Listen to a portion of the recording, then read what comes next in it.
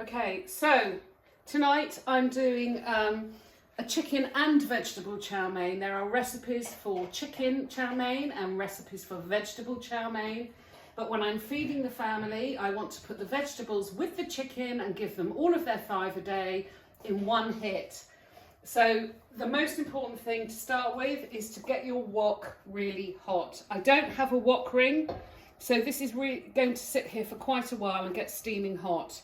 I have also cooked my noodles according to the pack instructions, but I've cooked them for 3 minutes and drained them, and they're sitting here waiting to go into the final dish. I have some chicken, which is marinating. It's been marinating for 10 minutes. There's some Shaoxing wine. I'm probably not saying that properly.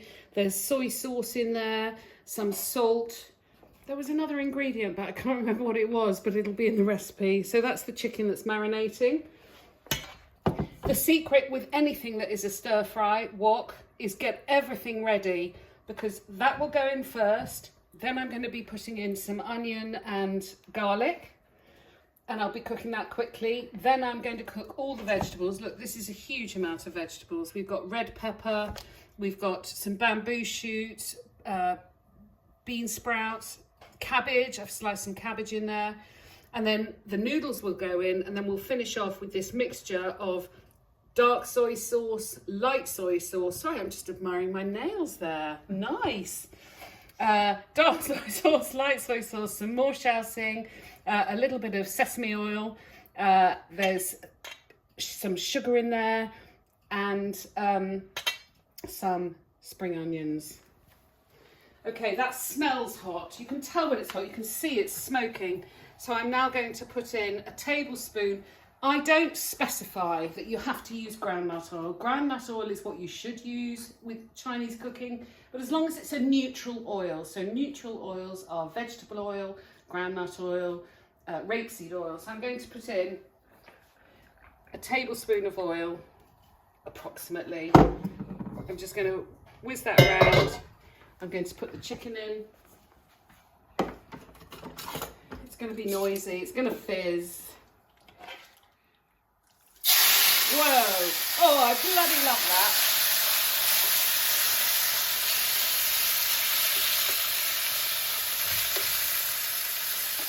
that. Now, because I don't have a wok ring, it's not cooking at the highest possible temperature that it could if I did have a wok ring.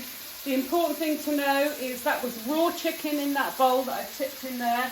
You can't use that bowl again. That was raw chicken. So I will get something else out, because when this is cooked, I'm going to transfer it to another bowl. But you must never cross-contaminate between your raw and cooked.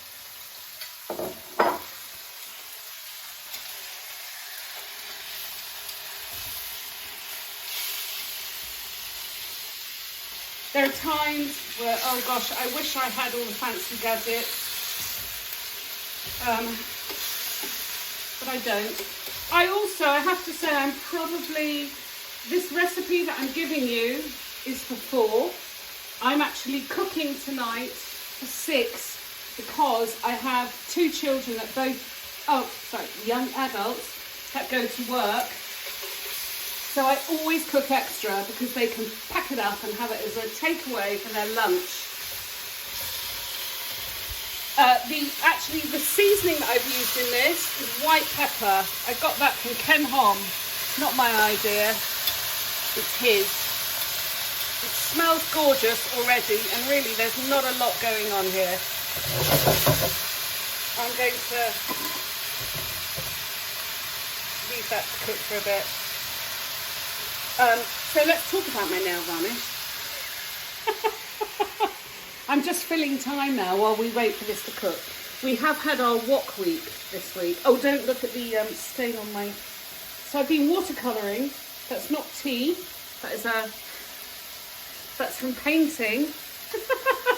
You haven't got that in. This smells gorgeous, and what I love is the most important thing, as I've said before, with these dishes is the prep that you do before. Have everything chopped and ready, and you haven't got to worry. This smells good. I'm getting nods. from my camera person. It does smell good.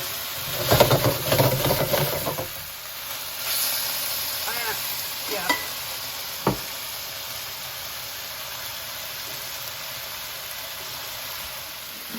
Okay, so this is nicely browned. I'm going to tip this into a bowl. This is an important stage. I'm going to get some kitchen paper. Don't burn yourself. Wipe it. It's still greasy, but that doesn't matter, but you've wiped out the excess oil. That's going back on the heat. It's getting really hot. You've probably noticed I've decided to change rings. We live in the country, we don't have mains gas. All of our gas comes from a bottle. That wasn't burning hot. This is burning hotter. Okay, it's smoking again. I'm going to put in, this time, a tablespoon and a half of oil. I know that I wasn't measuring it exactly, but I know what it looks like. So the garlic and onions are going to go in and they're going to cook really quickly. And you don't want the garlic to burn. So I am literally going to cook this for a couple of seconds because I don't want the garlic to burn.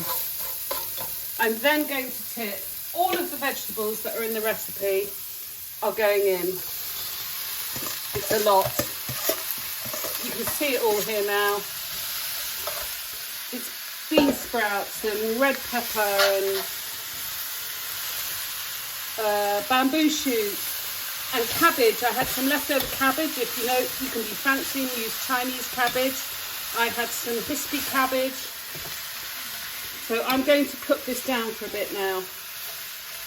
But because of the quantity I'm cooking, it's going to take longer. So I'll just let it all cook. Okay, so my vegetables have cooked down. Smells lovely. I'm going to put some noodles in. Not all of them. I'm going to tip the chicken in. Actually, and I'm going to look at this. This is the stuff that you'll see on the films that you don't get. So I am wiping the bowl with the noodles just to get any last bit of flavour that was sitting in that bowl from the residual from the chicken sitting there in its heat.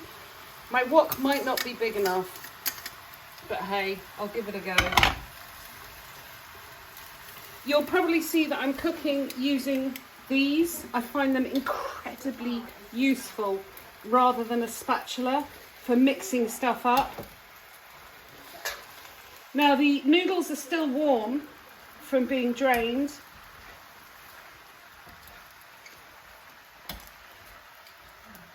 Oh, it's proper chow mein. And now the last thing that's going to go in is all of the soy sauces and the stuff that I told you about before. There's some sugar in there, there's some sesame oil, there's some Shaoxing wine, and we'll give this a really good mix around and make sure that everything is coated. Look, that's why these pincers are so great. And frankly, if they don't like this, they can go somewhere else. Except they can't because it's lockdown. So they'll just be bloody grateful. Doesn't that look gorgeous? Proper. Cooked in, I don't know, 10 minutes. There is enough here for a lot of packed lunches and 4 hungry tummies.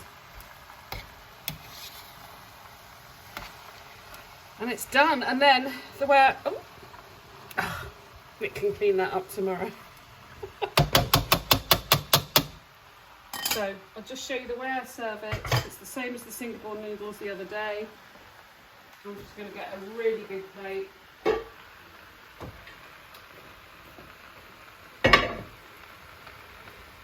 Can you hear it?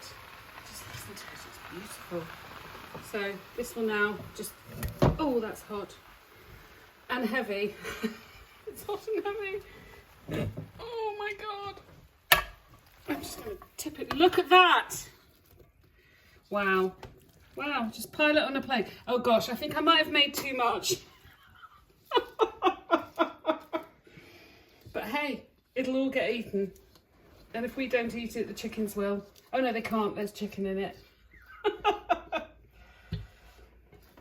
Look, it's not beautiful, but it's very delicious.